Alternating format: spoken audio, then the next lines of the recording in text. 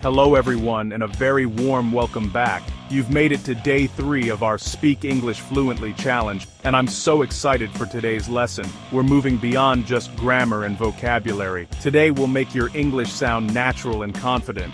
This is the secret ingredient that will transform your conversations, helping you connect more easily with native speakers. So, how do we do that? One of the most effective ways is by mastering short, common phrases that native speakers use all the time. These simple expressions signal your thoughts and feelings, making conversations flow smoothly. Let's look at some essential ones. First, to show you understand and agree with someone's logic, you can say, "That makes sense." When you're happy with a suggestion or a plan, a simple and positive response is, "Sounds good." If you need to disagree politely, instead of a harsh "no," you can soften it by saying, "I don't think so." To show strong agreement, when someone says exactly what you're thinking, use "exactly." And if you're unsure or need a moment to think, it's perfectly fine to say, "I'm not sure." Now let's see these in action. Imagine a coworker suggests, "How about we move the meeting to 3 p.m.? Instead of a simple, "Okay," you could say, "Sounds good." It's friendlier and more natural. Or if they explain a complex new process and you finally understand it, you can respond with, "Ah, that makes sense." It shows you're engaged and following along. What if you're not certain about something? If a friend asks, "Are you free this weekend?"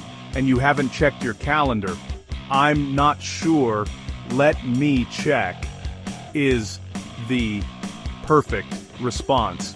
And if someone says, "I think we should prioritize speed over quality," and you feel the opposite, you could say, "I don't think so. Quality is more important."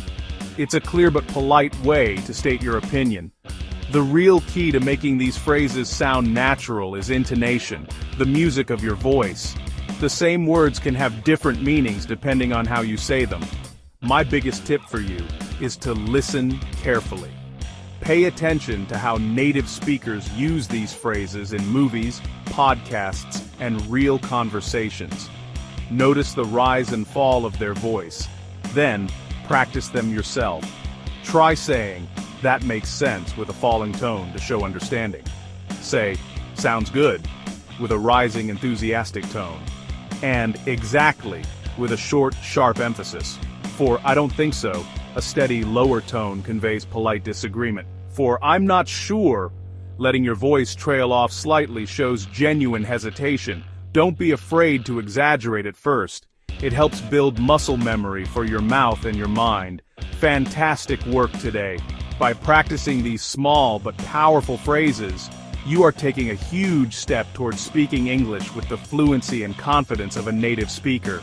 Keep listening, keep practicing, and you'll be amazed at the difference it makes. Subscribe for day 4, and please like and comment on my channel.